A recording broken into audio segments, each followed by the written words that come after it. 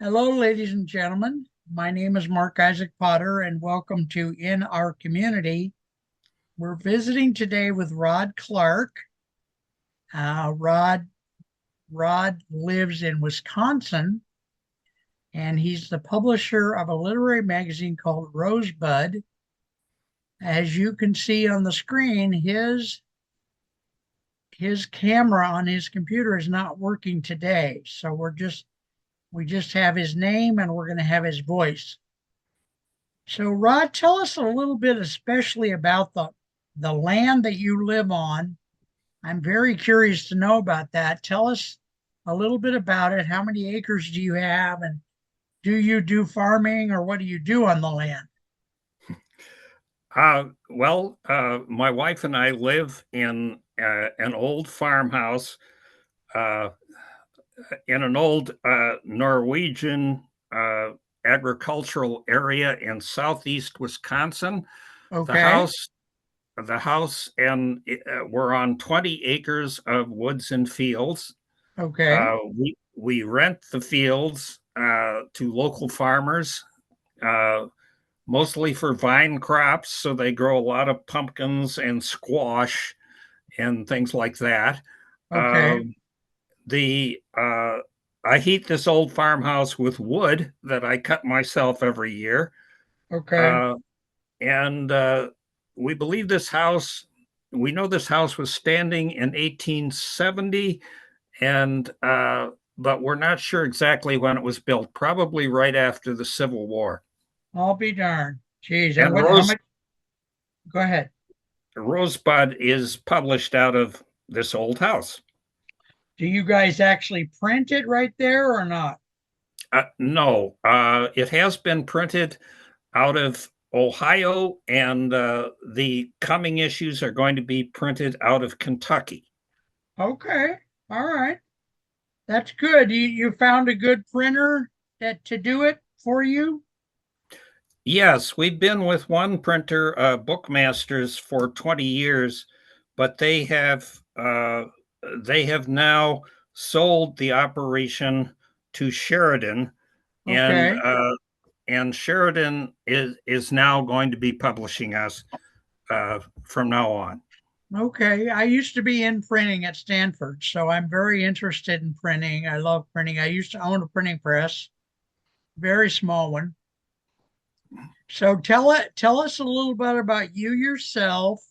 Where did you grow up? What kind of education do you have? Things of that nature. Sure. I am now 76 years old. I Okay. grew up in Wisconsin, but Oh, okay. I have a lot of California roots. Okay. I My mother grew up in South City, San Francisco, and I'm a graduate of the Writers Workshop at San Francisco State, class of 75.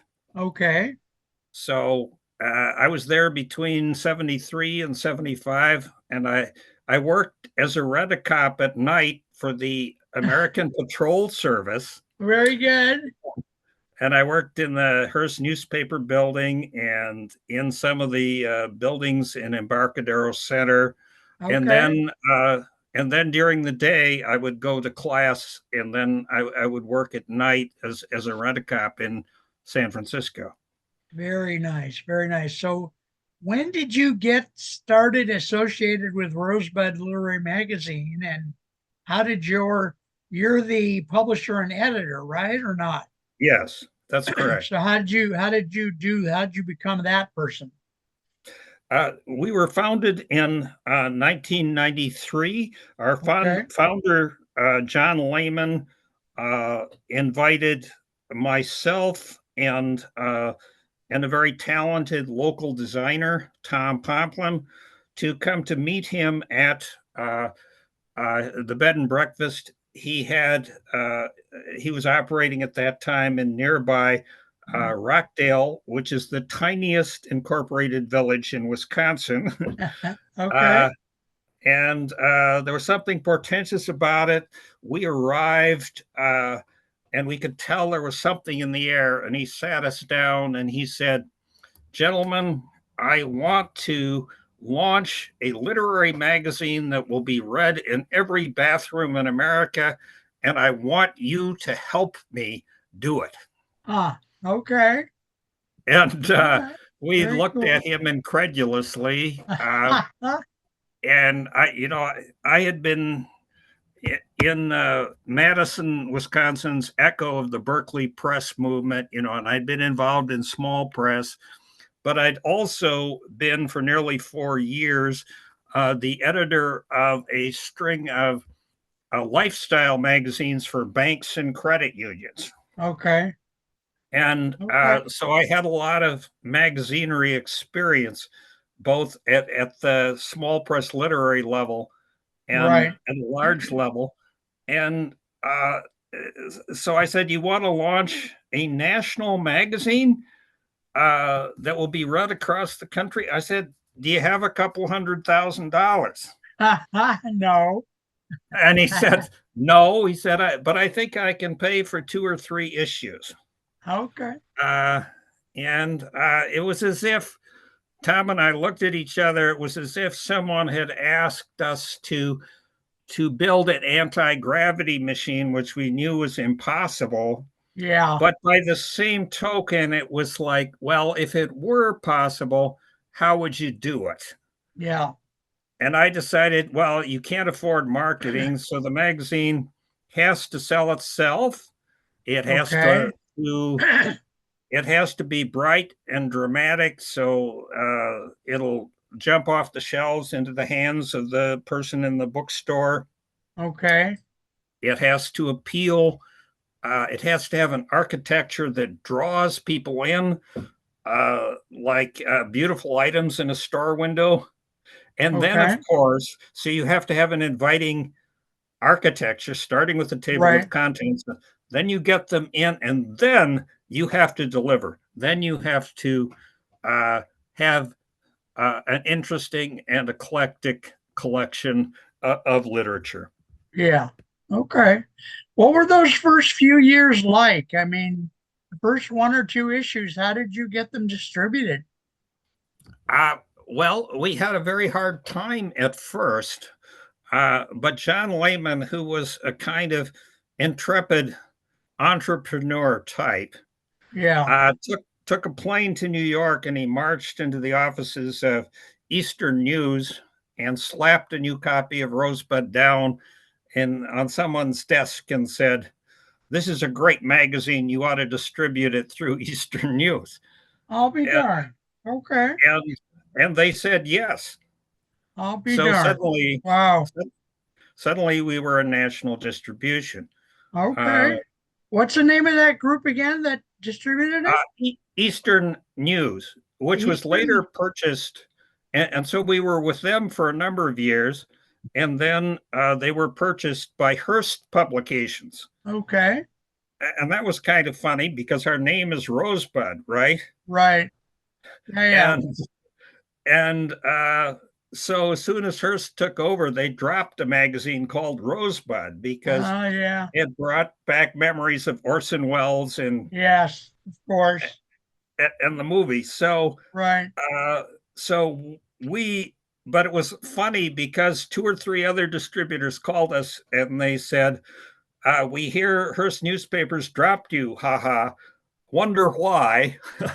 and then and then they said, "Will you go with us?" Yeah. Yeah. And and we've been in national distribution since then through various different distributors. We're now with American News Service, Okay. and Very nice.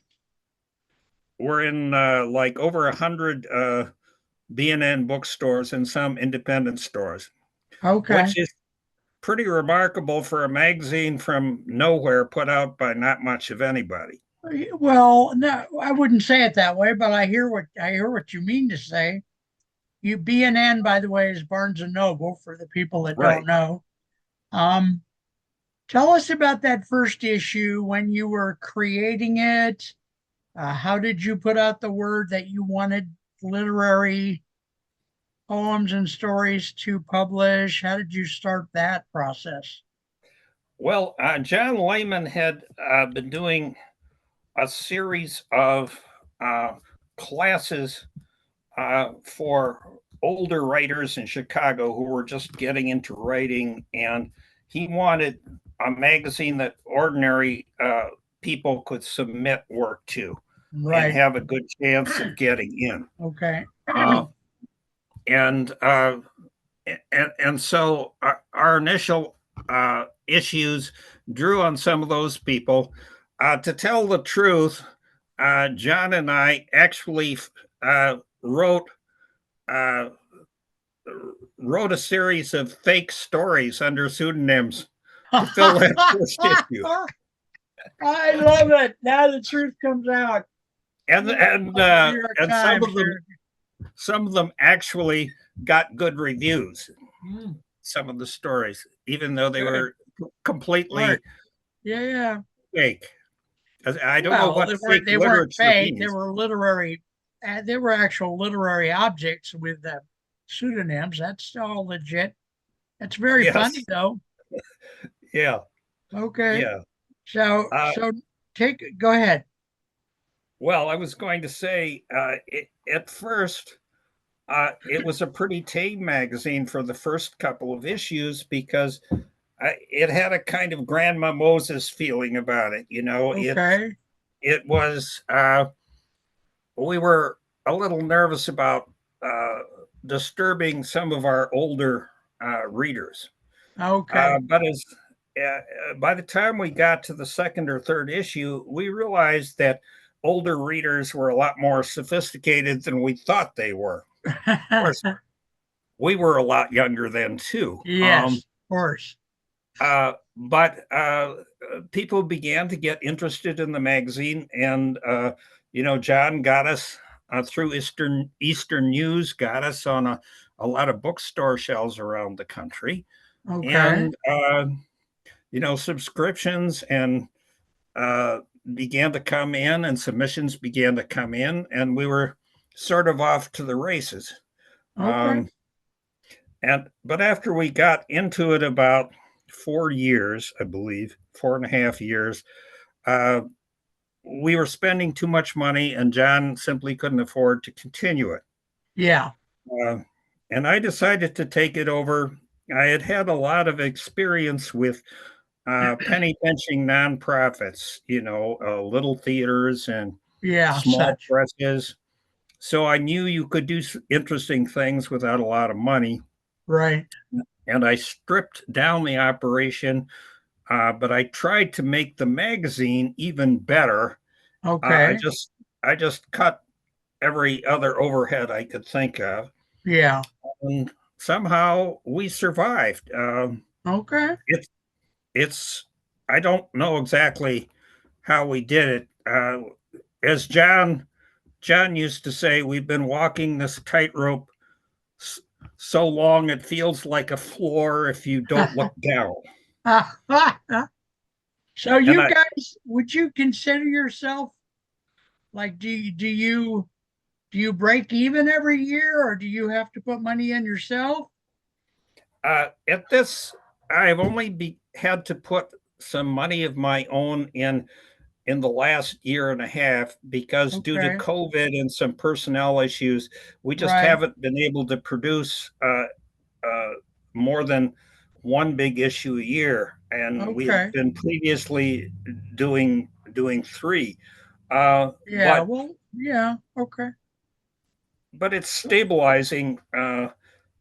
It's stabilizing now. The problem isn't money; it's really getting the people because yes, we have to raise $35,000 a year, but the people are really what make it go, and they're mostly volunteers or grossly underpaid independent contractors who have some passion and some love for the magazine. Okay. So the thing you need the most are volunteers. Is that what you're saying? I think we need people who help. Yes, right now we could use a proofreader, actually, but mostly, it's a question of people subscribing and submitting Okay. and and giving us feedback because we have no marketing. Uh, Yeah, yeah, yeah, so we need to hear, because if you can't keep the magazine alive, then you can't reach people with what you're trying to do. yeah. Well, doing one a year is very viable. A lot of magazines do that, and Hmm. this production will go out on KMVT 15 television and then be posted to Zoom. So we'll hopefully get a little bit of attention that way. Oh, great. Um, what is what is the way that you would like people to contact you by phone, by email? What do you prefer? Uh, Either phone or email. I'm always happy to talk to people about Rosebud. Uh, Okay. so they can reach me through email at orson6735 at Okay. gmail.com. That's Okay. ORSON 6735 at gmail.com. Or they can phone me at area code 608 423 9780. Okay. They can also, Rosebud also has a Facebook page Okay. that people can check out. Okay. Um, a warning: there is a California magazine that is a pot growing and I don't know, soft porn magazine, something Oh like that. Lord. Oh my God. So Oh boy. we're not them. So if you look up Rosebud magazine, you might be startled if you end up at the Yeah. wrong site. All right. Well, we might put your website up there too. Your website is rsbd.net. That's correct. So we might That's put that correct. up. We'll put that up on the screen. Um, tell me, we have some good time left here, and I have not gotten a cue from Zoom yet that we're close to the end. So let's keep going. Tell us a story from the early years, an interesting story about Rosebud, like what somebody sent in, or somebody called you, or that kind of thing. Tell us something like that. Well, we we have uh, we have had contact with a lot of wonderful people, Okay. people you've never heard of, and some famous people as well. Uh, Okay. we were in his final decades. Rosebud was Ray Bradbury's favorite magazine. I'll be darned. Wow. We, yeah, That's big. That's big. we knew Ursula Le Guin quite Okay. well. Okay. She judged a number of our contests, and the last letter I received from her was a thank you. We had published a few of her poems in a recent issue a number of years ago, and Right. I later found out that I had received that thank you letter from her on the day she died. Oh my goodness. Yeah. Wow. Um, That's crazy. That's amazing. so, Now, when so people go ahead. yeah. By the way, is there something you want to say that I have not asked you? Because I know you sent me a set of questions and I don't have them in front of me. So is there something in particular you'd like to say to the audience that I have not asked you yet? Okay. Yeah. I'd like to talk a little bit about our goal. What has Okay. made us continue with this? I kind of I wrote some notes here. So, um, our concern has always been that deeper literacy has been declining in the United States for decades. Right. We watch, we text, and stream a lot these days, but we don't read and write as much as we used to. And Right. that means that a lot of what's in our heads comes out of those media hive minds that we share with millions of other people. Right. And in and of itself, there's nothing wrong with that. But creative identity is as unique as a set of fingerprints. And every one of us has a piece of that creative selfhood lurking within us, waiting to flower.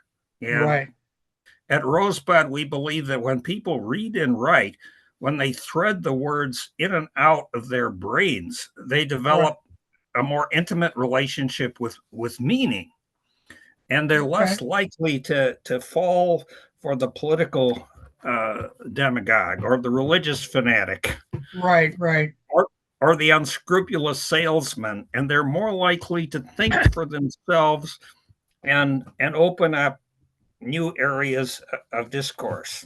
Okay. Okay. Can So, you say more about that? well, we believe that reading and writing helps generate the kind of creative selfhood that moves a culture forward rather than just reinforcing what's already there. Okay. If you just follow the herd, if we're just a giant hall of mirrors Yeah. that we're walking through, we're not going to grow. Yep. So we want to nurture reading and writing of many kinds. We don't do theme issues, we do eclectic quilts Okay.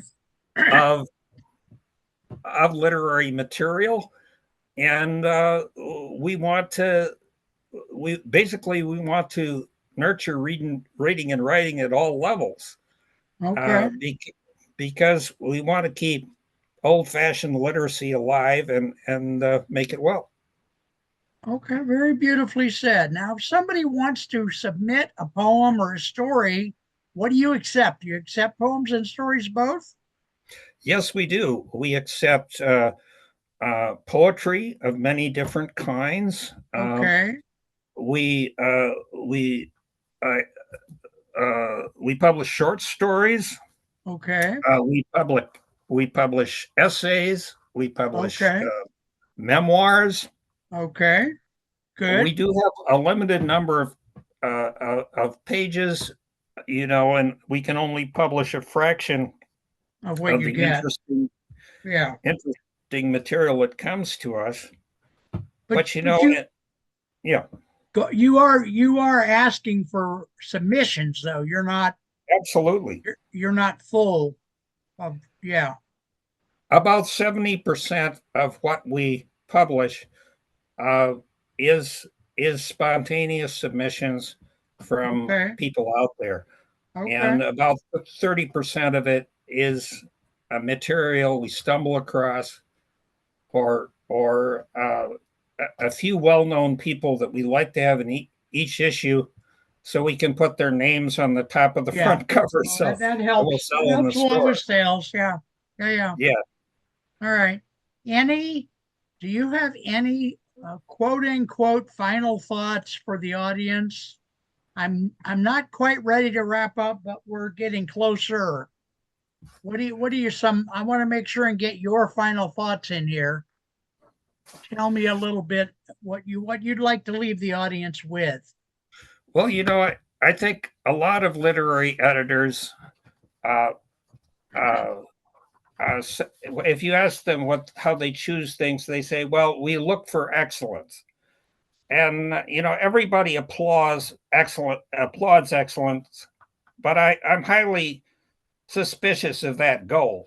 I mean, Yeah. what does it mean? Everyone you ask will tell you it's something different. Yeah. You know, does it is work excellent because it engages a certain kind of subject, or that has a particular weight or flavor? Does Yeah. excellence mean how polished the work is? Does it mean Right. it has heart? Does Right. it mean the language is elegant?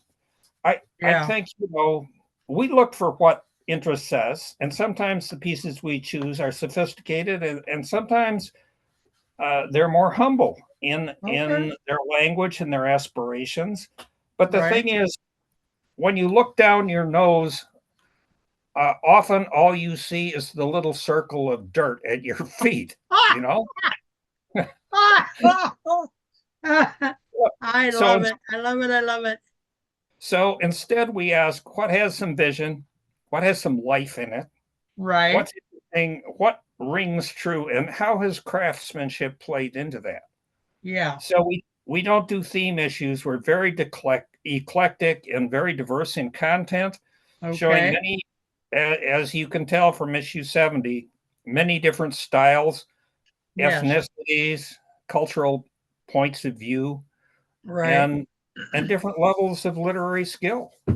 Can people get a digital copy?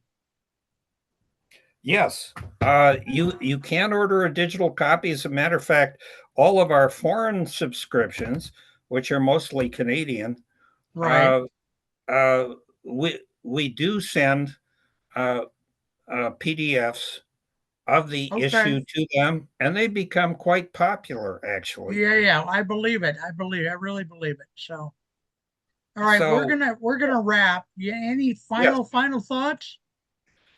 well, I think it's wonderful that people like you are doing this kind of work and introducing people to some